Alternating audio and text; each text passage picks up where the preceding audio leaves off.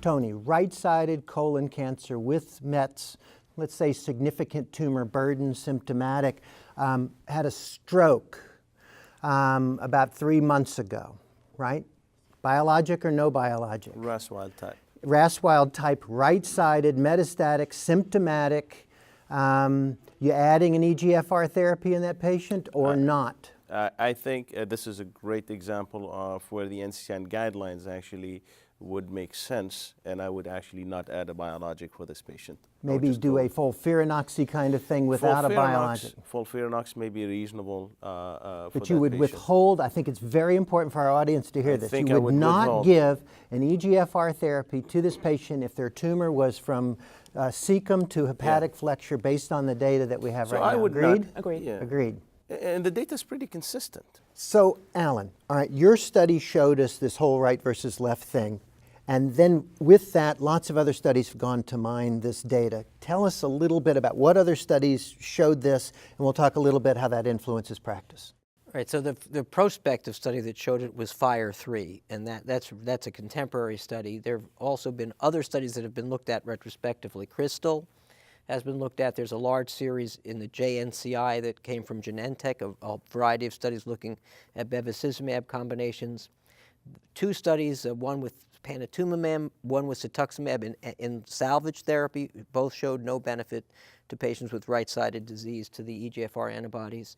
And then other analyses that have also come through recently, PEAK, PRIME, the classic PACE study. None of them showed anything different than what we saw. The difference in the numerical difference is greater in some rather than others, but clearly the message is right-sided patients, if they get any benefit, it's minimal to right-sided disease. Yeah, and as Tony alluded to earlier, you know, we talk about this results in an NCCN guideline change. Where it bugs me about this is that on the one hand, we are all saying that this is some sort of surrogate for some molecular thing, and yet we've put as sort of dogma on our guidelines that if you have a right-sided colon cancer, you shouldn't get EGFR therapy in first line. Now, it didn't go to subsequent lines.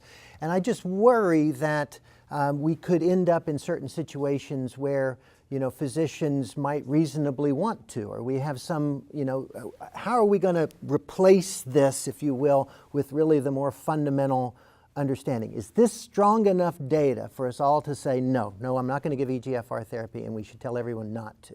You think? Part of me argues until we know better who those patients are, with the suggestion that we have, I don't think we do it. I mean, the sort of the con question is, who would you do that for? Mm-hmm. And would you argue, like in Tony's patient who's not a bevacizumab patient, right-sided colon cancer is symptomatic, why can't we rely on good old chemo? Yeah. Why can't we rely on FOLFIRI or FOLFOX or FOLFOXIRI to be able to get that benefit? We still have incredible response rates with chemotherapy alone. So not that I say that the right-sided tumor should never get an EGFR inhibitor, but certainly in the first-line setting, I think it's reasonable until we know that we're doing no harm, and until it's even with side effects, that we just hold off until we know better. So it's the best surrogate we've got for the time until more molecular testing comes through?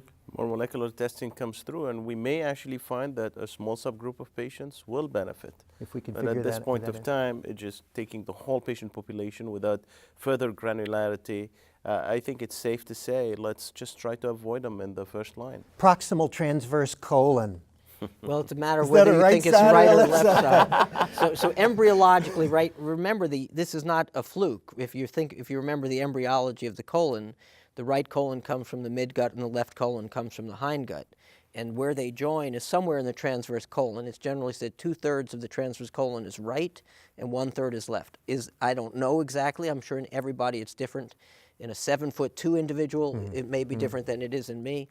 My view, transverse colon is, I don't know the answer, and I would treat that like a generic patient. I would make the decision without bias based on sidedness. Yeah, so let's talk about really later lines of therapy. Tony brought this up earlier, and you said, well, I'm not sure who I would. So what if I've got a wild type patient who's now in third-line therapy, right? And maybe you've even re-biopsied to confirm the wild type, right? So I'm going to give it, all the way down as best we know. Is this a patient that you try an EGFR therapy, would that patient be eligible for a clinical trial with an EGFR therapy, for example? Tony, you're going to give that patient, you're going to say, no, I'm never giving it to you. No, I say the more solid data is right now in the first line. In later lines of therapy, I'd be less reluctant to give any EGFR inhibitors. There are multiple reasons for that. One, we don't have the data to say no. Two, at this stage, the choices are lesser, and therefore you have to, unless you think you're going to harm the patient, I think you would err on trying to maximize the benefit. So until there is further data, I would still provide these patients with the opportunity to receive an EGFR inhibitor. You might be a little more cautious. You might scan them earlier. Johanna? Yeah, and particularly, even if it was a clinical trial, that would give me even more motivation to say, we're doing something a little different. Let's use the EGFR inhibitor. But I certainly haven't changed my practice patterns based on sidedness after first line of therapy. Should those patients be no longer eligible for clinical trials with an EGFR therapy? I mean, do you see this coming where people are writing those people out of eligibility? No, I don't think it's that close yet. Okay. I think we still have a lot to learn. And isn't this sort of good news? I mean, EGFR therapies, we knew we weren't perfect, right? We knew there were many people who weren't benefiting from the treatments. And is this good news from a molecular precision medicine perspective that we're further refining the population? Well, I think from many angles it is. First of all, these are not non-toxic. It's an opportunity loss if you use a drug that may not be helpful. There are metabolic disorders that can happen. Obviously, the toxicities. I would say, though, that even as we think about the history of RAS and deciding that all RAS mutation patients should not be treated with EGFR antibodies, we don't know that that's a truism either. Right. The less common NRAS mutations, for example, do we absolutely know that none of those patients benefit? The answer is no. And so I think we haven't studied every one of these individual mutations to know the answer. And I think on broad strokes, we need to make those calls. Again, I will, as Johanna alluded to, sidedness is a surrogate, though, and soon, I can promise you, we will have an understanding of the biology, which is to say that the distribution of the types of colon cancer, the subtypes of colon cancer, is not non-random. Yeah. And that will explain much of this, and that they will have a better handle on who to treat and how to treat them. And I think all the data, some of which is being presented here, that this is a continuum. It's not some hard cutoff. We're looking at differences in genetic expression across.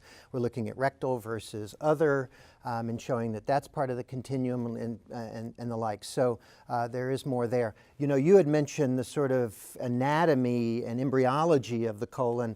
You know, my shtick on this is I think this might be a microbiome thing, that the bacteria are different right versus left and may in fact help us learn. So this lead, if we follow that line of research, might help us to explore some of the reasons why young people are getting colon cancer. It's a fascinating thing, and too. We're studying that. We're looking hard at that. The problem with understanding the biome in patients with colon cancer is by the time you know they have colon cancer, they've had a bowel prep, or you've taken out the right colon, and have you changed the biome? So it's an exceedingly difficult question, but I totally agree. I think this is one of the mysteries, and if we unlock the key to the biome, I think we'll solve a lot of these questions.